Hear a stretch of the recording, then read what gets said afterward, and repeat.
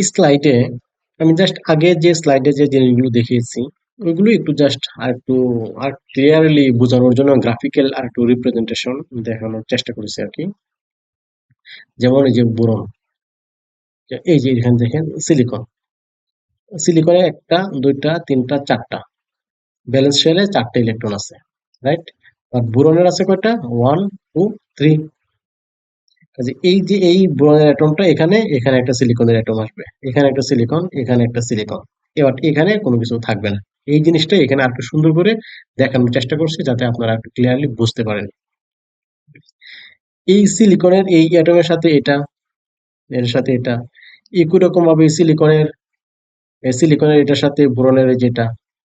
So এরকম boron কি, বোরনের তিনটা অ্যাটম অন্য তিনটে ইলেকট্রন অন্য তিনটা সিলিকনের অ্যাটমের সাথে কোভ্যালেন্ট বন্ড তৈরি করছে।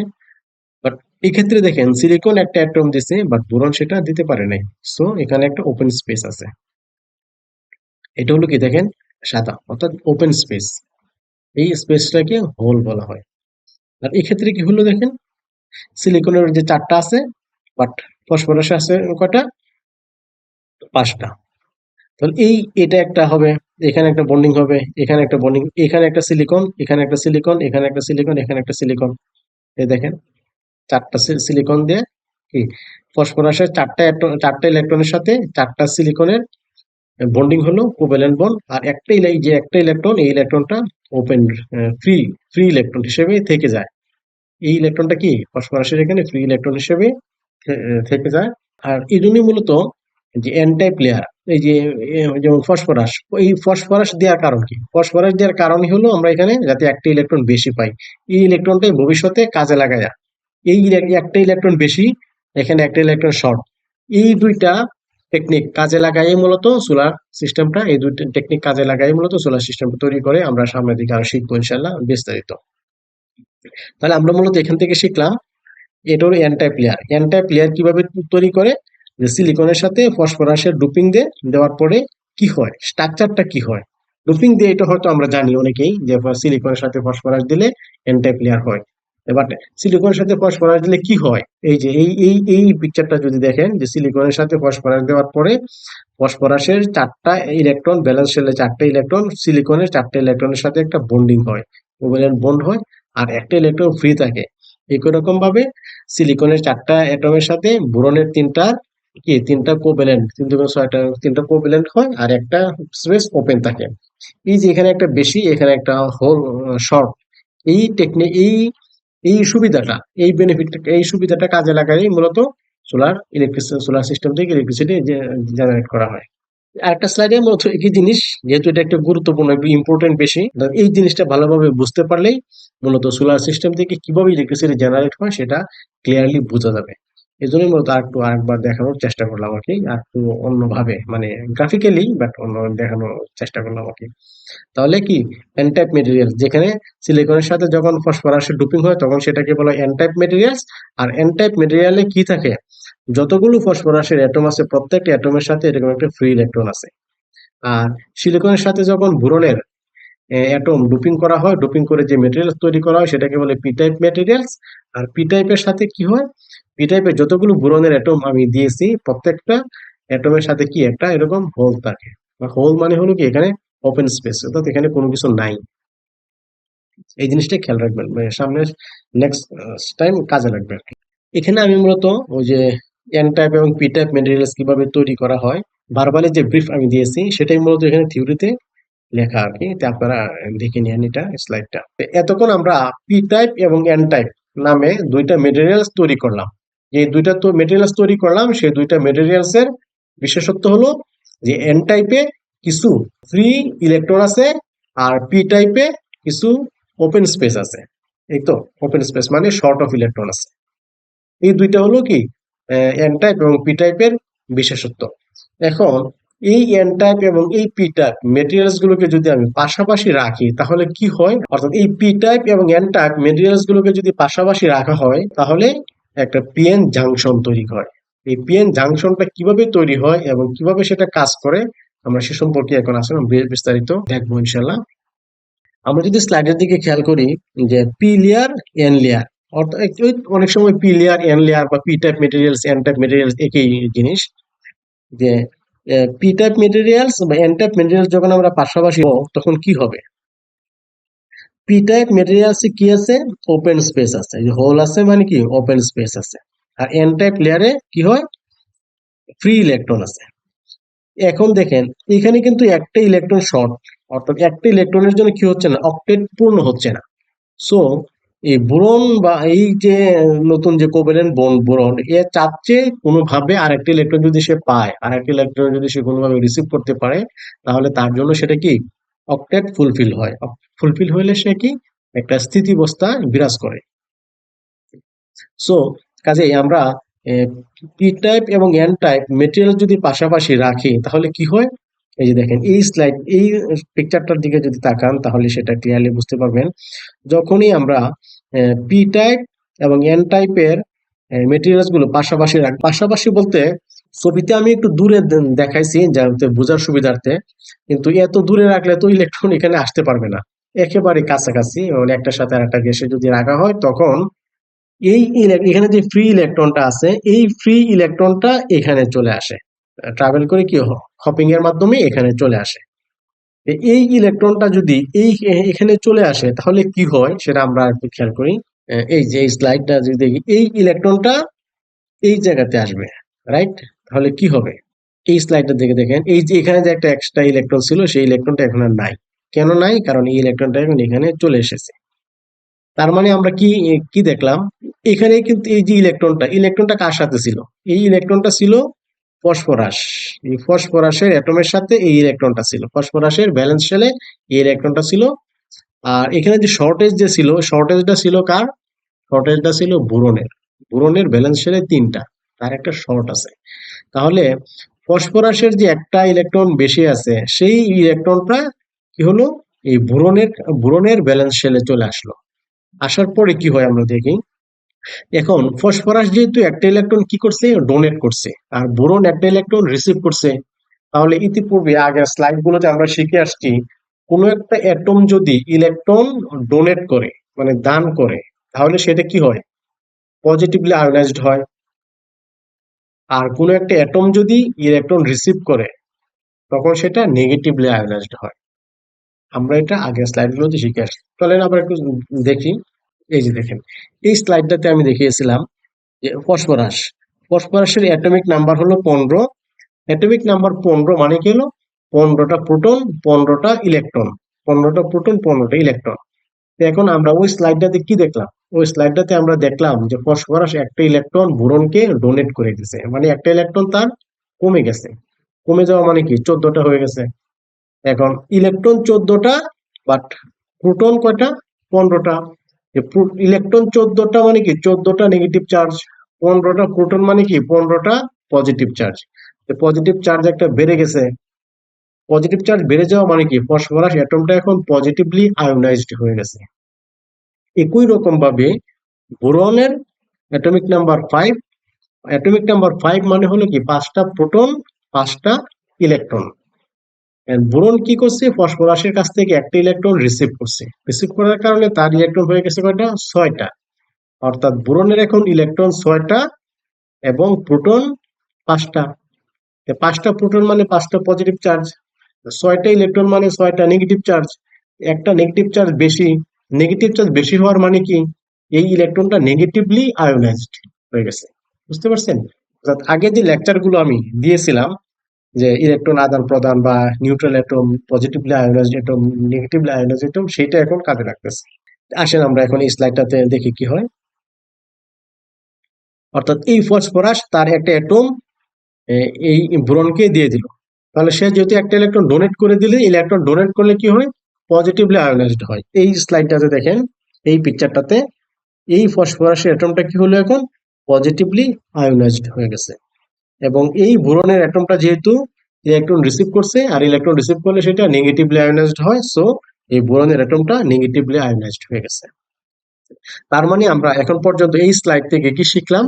এই স্লাইড থেকে আমরা শিখলাম আমরা একটা পি টাইপ মেটেরিয়ালস এবং একটা এন টাইপ মেটেরিয়ালস যদি পাশাপাশি রাখি হলে এন টাইপ মেটেরিয়ালসে যে ফসফরাসের অ্যাটম গুলো থাকে সেই ফসফরাসের অ্যাটম থেকে কিছু একটা ইলেকট্রন বোরনের অ্যাটমে চলে আসে। আসার পরে ফসফরাসটা পজিটিভলি আয়োনাইজড হয়, অর্থাৎ এন টাইপ মেটেরিয়ালসটা পজিটিভলি আয়োনাইজড হয় এবং বোরন নেগেটিভলি আয়োনাইজড হয়। বোরন নেগেটিভলি আয়োনাইজড হওয়ার মানে কি? বোরন নেগেটিভলি আয়োনাইজড হওয়ার মানে হলো পি টাইপ মেটেরিয়ালসটা নেগেটিভলি আয়োনাইজড হয়। ক্লিয়ার? এই যে দেখেন এই স্লাইডটা। এখন এই স্লাইডে আমি একটা দেখিয়েছি, কিন্তু আমরা তো আসলে ফসফরাসের একটা অ্যাটম দেই নাই, বেশ কিছু অ্যাটম দিয়েছি। সিলিকনের তুলনায় কম, বাট মোটামুটি একটা নির্দিষ্ট কোয়ান্টিটিতে দিয়ে দিয়েছি আর কি। এরকম যখনই আমরা এন টাইপ সেমিকন্ডাক্টর এবং পি টাইপ সেমিকন্ডাক্টর বা পি টাইপ মেটেরিয়াল যাই বলেন পাশাপাশি রাখবো, তখন কি হবে? তখন এই ফসফরাসের যে অ্যাটম গুলো থাকবে কাছাকাছি, সেগুলো কি করবে? তাদের ইলেকট্রন গুলো বোরনকে দিয়ে দিবে। বোরনকে দিয়ে দেওয়ার পরে এই ফসফরাসের অ্যাটমটা কি হয়ে যাবে? Positively ionized, positively ionized, positively ionized, positively ionized হয়ে যাবে এবং বোরনের অ্যাটম গুলো নেগেটিভ আয়োনাইজড হয়ে যাবে। ঠিক আছে? তার মানে কি, যখনই আমি পি টাইপ মেটেরিয়ালস এবং এন টাইপ মেটেরিয়াল পাশাপাশি আনবো, আনার পরে এই এন টাইপ থেকে কিছু ইলেকট্রন বলতে এই ফসফরাসের যে একটা ফ্রি ইলেকট্রন আছে সেই ইলেকট্রন গুলো পি টাইপে চলে আসবে। পি টাইপে কোথায় আসবে? বোরনের কাছে আসবে। অর্থাৎ ফসফরাস থেকে ইলেকট্রন গুলো আসার পরে কি ফসফরাস অ্যাটম গুলো পজিটিভলি আয়োনাইজড হবে, তাই না? পজিটিভলি আয়োনাইজড হবে এবং বোরন রিসিভ করার পরে বোরনের অ্যাটম গুলো নেগেটিভলি আয়োনাইজড হবে। এখন প্রশ্ন হলো যে কতগুলো অ্যাটম আসবে? কতগুলো ফসফরাস? এখানে তো অনেক ফসফরাস আছে। প্রত্যেকটা ফসফরাস থেকে কি ইলেকট্রন এরকম চলে আসবে? না, প্রত্যেকটা ফসফরাস থেকে আসবে না। আমি যখন এই পি টাইপ এবং এন টাইপ কাছাকাছি রাখবো, তখন এই কাছাকাছি যে অ্যাটম গুলো থাকবে, এই যে দেখেন এখানে কাছাকাছি কাছাকাছি যে ফসফরাসের যে অ্যাটম গুলো থাকবে সেগুলো থেকে আসবে। এগুলো থেকে কেন আসবে না? কারণ এগুলো থেকে আসবে না। ইলেকট্রন মানে কি? ইলেকট্রন মানে হলো একটা নেগেটিভ চার্জ। যখনই এই ইলেকট্রনটা এখান থেকে এদিক থেকে এখানে কোনো এক জায়গা থেকে এদিক থেকে আসতে চাইবে, এদিকে তো একটা নেগেটিভ চার্জ এখন সৃষ্টি হয়েছে। এখন যখনই এদিকে একটা নেগেটিভ চার্জ সৃষ্টি হবে, এই নেগেটিভ চার্জটা ইলেকট্রনটাকে রিপেল করবে, অর্থাৎ আর আসতে দিবে না। তখনই কি হবে? তখনই এখানে একটা ইকুইলিব্রিয়াম পজিশন তৈরি হয়ে যাবে। অর্থাৎ এই যে N type materials, P type materials, এখান থেকে যে ইলেকট্রন, এই যে এখান থেকে এই ফসফরাস থেকে যে ইলেকট্রন গুলো বোরনে আসতেছে, এখান থেকে একটা আসলো, এর নিচে আর একটা আসলো, আর একটা আসলো, এরকম মনে করেন 10টা ফসফরাসের অ্যাটম থেকে 10টা ইলেকট্রন 10টা বোরনের কাছে আসলো। আসার পরে কি এখানে 10টা পজিটিভ চার্জ, অর্থাৎ ইলেকট্রন চলে আসার পরে কি হয়?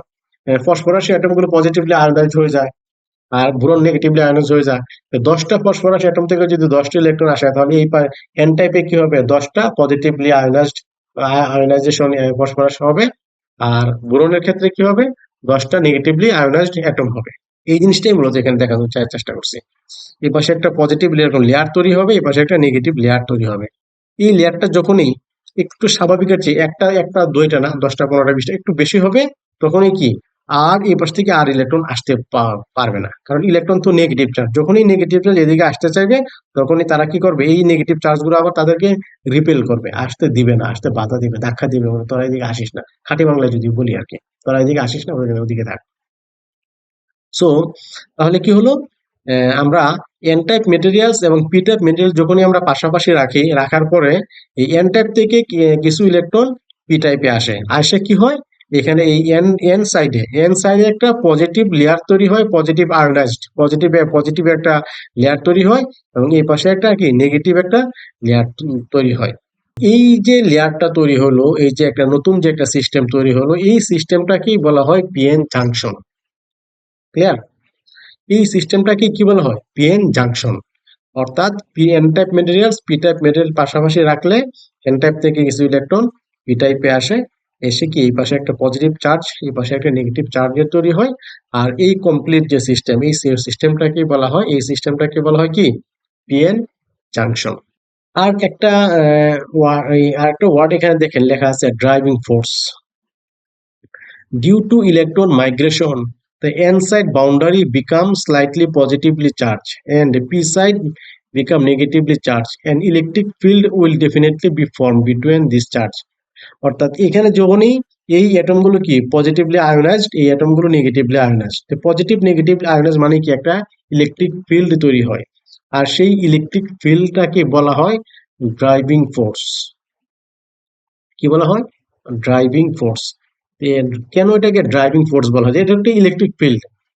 ইলেকট্রিক ফিল্ড, ইলেকট্রিক ফিল্ড বললেও ইলেকট্রিক ফিল্ড তো ইলেকট্রিক ফিল্ডই, বাট এটাকে একটা স্পেশাল নাম দেওয়া হয়, সেটাকে বলা হয় ড্রাইভিং ফোর্স। এই ফোর্সের কাজ কি সেটা আমরা পরের স্লাইড গুলোতে শিখবো ইনশাল্লাহ। আপাতত এটুকু আমরা আশা করছি ক্লিয়ার যে একটা পিএন জাংশন কিভাবে তৈরি হয়। পিএন জাংশনটা এখানে আরেকটু মানে গ্রাফিক্যাল রিপ্রেজেন্টেশনের মাধ্যমে এবং কিছু থিওরির মাধ্যমে দেখানোর চেষ্টা করেছি। যে এই যে দেখেন পি রেজিয়ন, পি রেজিয়নে কি আমরা যেটা দেখেছি, পি রেজিয়নে কি থাকে? পি রেজিয়নে প্রত্যেকটা ফসফরাস অ্যাটমের সাথে একটা করে ফ্রি ইলেকট্রন আছে। সেই ফ্রি ইলেকট্রন গুলি মূলত এখানে দেখানো হচ্ছে। এই যে দেখেন, এই যে আমার মাউসটা দেখেন, এটা হলো ফ্রি ইলেকট্রন, এটা একটা ফ্রি ইলেকট্রন, এটা একটা ফ্রি ইলেকট্রন। এখানে তো দেখানো হয়েছে যে অনেকগুলো অ্যাটম অনেকগুলো ইলেকট্রনের সাথে, তাই না? এখানে ওই যে অনেকগুলো অ্যাটম। এবার এই স্লাইডটাতে আরেকটু স্পেসিফিক দেখানো হচ্ছে যে এন টাইপে কি থাকে। এন টাইপে আমরা ফ্রি ইলেকট্রন থাকে। এন টাইপে যতগুলো আমরা ফসফরাসী অ্যাটম দিছি, প্রত্যেকটা ফসফরাসী অ্যাটমের সাথে কি আছে? একটা ফ্রি ইলেকট্রন। ফ্রি ইলেকট্রন মানে কি? যে ইলেকট্রনটা অন্য কোনো অ্যাটমের সাথে কোনো বন্ডিং অংশগ্রহণ করে নাই, সেটাকে বলা হয় কি? Free electron. আর সেই ফ্রি ইলেকট্রন গুলো এখানে দেখানো হচ্ছে। আর এই পাশে কি থাকে? এই পাশে থাকে হলো কি একটা করে হোল। এই যে আমরা দেখছিলাম যে বোরন, একটা ইলেকট্রন শর্ট আছে। এই ইলেকট্রনের যে একটা শর্ট আছে, সেই শর্টটা কি এখানে সাদা একটা সার্কেলের মাধ্যমে দেখানো হয়েছে। যে এই পাশে আছে কি অনেকগুলো হোল, অর্থাৎ ইলেকট্রনের শর্ট। এই পাশে আছে এন টাইপে আছে ইলেকট্রনের আধিক্য, আর পি টাইপে আছে কি ইলেকট্রনের স্বল্পতা বা শর্ট। এক্ষেত্রে আবার দেখেন ওই যে পি টাইপ, এই এন টাইপে আবার দুইটা হোল আছে, এই টাইপে আবার দুইটা ইলেকট্রন আছে। এগুলো কাজ করার সময় যে একটা ইম্পিউরিটি বা ইয়ে হয়, এটাই আর কি, এর বেশি কিছু না। ওকে, জাস্ট এই পিকচারটার দিকে দেখান। যখনই আমরা কি করবো, এই দুইটাকে পাশাপাশি রাখবো, এই যে দেখেন দুইটাকে আমরা যখন কি পাশাপাশি রাখবো, তখন কি হবে? এই পাশের যে ইলেকট্রন গুলো আছে, এই যে কাছাকাছি, এই যে কাছাকাছি যে ইলেকট্রন গুলো আছে, কাছাকাছি যে ইলেকট্রন গুলো আছে, এই ইলেকট্রন গুলো এই পাশে চলে আসবে। এই পাশে ইলেকট্রন গুলো যখন এই পাশে চলে আসবে, তখন কি হবে? এই পাশে একটা পজিটিভ চার্জ তৈরি হয়, আর এই পাশে একটা নেগেটিভ চার্জ তৈরি হয়। এই পজিটিভ নেগেটিভ চার্জটা কিভাবে তৈরি হয় সেটা আমরা এই স্লাইড গুলোতে যে দেন দেখছি। ফসফরাস থেকে ইলেকট্রন চলে আসলে সেটা কি, একটা ইলেকট্রন চলে যাওয়া মানে কি প্রোটন, তোর প্রোটনের সংখ্যা সেম আছে, ইলেকট্রন চলে গেছে, তার মানে কি পজিটিভ। আর বোরন কি করছে? একটা ইলেকট্রন রিসিভ করছে, অর্থাৎ বোরনের প্রোটন 5টাই রয়ে গেছে, বাট ইলেকট্রন হয়ে গেছে 6টা। ইলেকট্রন 6টা মানে কি নেগেটিভলি আয়োনাইজড। এই জিনিসটা এখানে আর একটু ক্লিয়ারলি দেখানোর চেষ্টা করা হয়েছে। তো এই যে একটা পজিটিভ লেয়ার, পজিটিভ চার্জের লেয়ার এবং নেগেটিভ চার্জের লেয়ার যে একটা তৈরি হয়েছে, এই যে সিস্টেম, এই জায়গাটুকুকে বলা হয় কি পিএন জাংশন। এটাকে আবার একটা স্পেশাল নামও দেওয়া হয়, সেটাকে বলা হয় ডিপ্লেশন রিজিয়ন। কি বলা হয় এটাকে?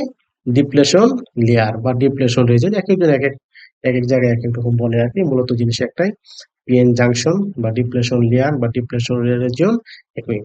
এখন এই ডিপ্লেশন লেয়ারটা তৈরি করার জন্যই এই যে দেখেন পজিটিভ নেগেটিভ চার্জ যে একটা যে ব্যারিয়ার তৈরি করা হয়েছে, এই যে পজিটিভ চার্জ, এটা কি পজিটিভ চার্জ গুলো কিসের মাধ্যমে তৈরি হয়েছে? ফসফরাসের মাধ্যমে। আর নেগেটিভ চার্জ গুলো কিভাবে তৈরি করা হয়েছে? বোরন অ্যাটমের মাধ্যমে। আর এজন্যই মূলত যেটা আমরা প্রথম দিকে পড়েছিলাম যে সিলিকন তো স্বাভাবিকভাবে কোনো ইলেকট্রিসিটি ক্যারি করতে পারে না, কিন্তু সিলিকনের সাথে যদি আমরা ফসফরাস এবং বোরনকে আলাদা আলাদাভাবে ডোপিং হিসেবে ইউজ করি, ডোপিং হিসেবে ইউজ করে পাশাপাশি রেখে একটা জাংশন তৈরি করলাম। জাংশন তৈরি করে কি করলাম? এখানে পজিটিভ চার্জ, এই পাশে একটা পজিটিভ চার্জ, এই পাশে একটা নেগেটিভ চার্জ তৈরি করলাম। এই চার্জ তৈরি করার কিন্তু একটা উদ্দেশ্য আছে, সেই উদ্দেশ্যটা আমরা নেক্সট স্লাইডে দেখবো ইনশাল্লাহ। তবে এ পর্যন্ত আমরা যেটা শিখলাম যে একটা পিএন জাংশন, পি টাইপের মেটেরিয়াল যখন এন টাইপ এবং পি টাইপ মেটেরিয়াল যখন এন টাইপ মেটেরিয়াল পাশাপাশি রাখা হয়, রাখার পরে এন টাইপ থেকে কিছু ইলেকট্রন পি টাইপে চলে আসে, আসার পরে এই পাশে একটু পজিটিভ চার্জ তৈরি হয়, এই পাশে নেগেটিভ চার্জ তৈরি হয়। আর এই যে চার্জ তৈরি হয়, যে এই যে ব্যারিয়ারটা তৈরি হয়, এই ব্যারিয়ারটাকে কাজে লাগিয়েই মূলত ইলেকট্রিসিটি তৈরি করা হয়। সেটা আমরা নেক্সট স্লাইডে দেখবো ইনশাল্লাহ। এই স্লাইডে কিছু থিওরি, আমি যে এতক্ষণ যে ভার্বালে যে ব্রিফ করেছি সেটা একটু থিওরিতে লেখা আছে, যাতে আপনারা একটু পড়ে একটু যাতে বুঝতে পারেন, একটু যাতে দেখতে পারেন, তো আপনারা এটা পড়ে দেখে নিন। আমি মূলত যা ভার্বালে যা ব্রিফ করেছি সেটাই মূলত এখানে আছে আর কি।